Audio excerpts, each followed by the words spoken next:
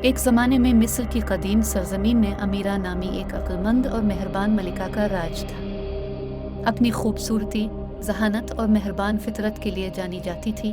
वो अपने लोगों से मोहब्बत और एहतराम करती थी।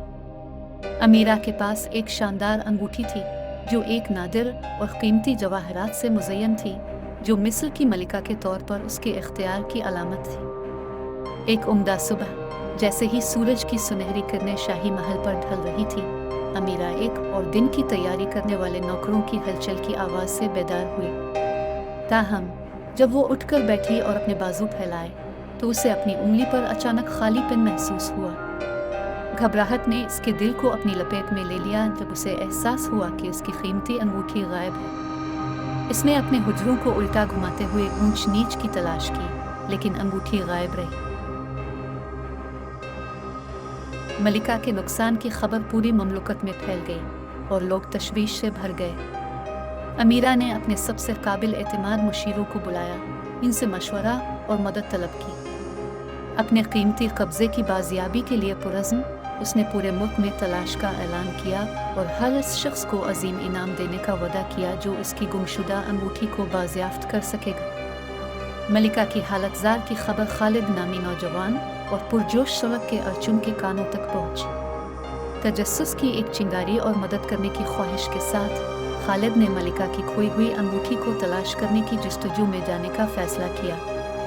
अपनी तेज़ अक्ल और स्ट्रीट समात महारतों से लैस उसने काहिरा की हलचल वाली गलियों से अपने सफ़र का आगाज़ किया। जैसे ही खालिद ने पुरहुजूम बाज़ारों और कदीम मंदिरों का जायज़ा लिया, इसने एक पुरस्रार शख्सियत की सरगोशियों को सुना जिसे शैडो थीफ कहा जाता है।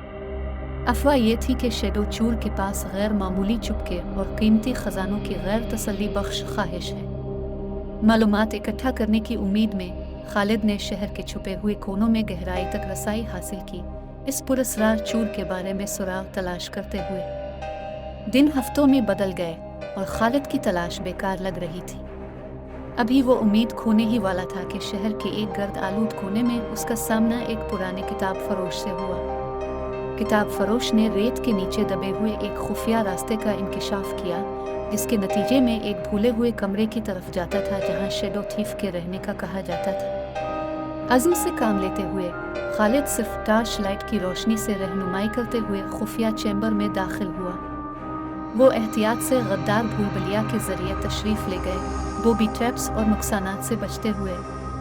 आखिरकार वो एक मध्यम रोशनी वाले कमरे में पहुंचा जहां उसे शैडो थीफ मिला, जो चोरी शुदा खजानों के ढेर से घिरा हुआ था। शैडो थीफ, एक चालाक किरदार, ने एक जानती हुई मुस्कुराहट पहनी जब खालिद ने मलिका की गुमशुदा अंगूठी के बारे में इसका सामना किया। चूर खालिद की बेबाकी से मुतजस्सिस होकर एक सौदे की तजवीज़ पेश की। अगर खालिद कोई पहेली हल कर सके तो वो अंगूठी वापस कर देगा। मलिका की अंगूठी को दांव पर लगाते हुए खालिद ने गौर से सुना जैसे शैडो थीफ ने अपनी पहेली पेश की। मैं बगैर मुंह बोलता हूँ और कानों के बगैर सुनता हूँ।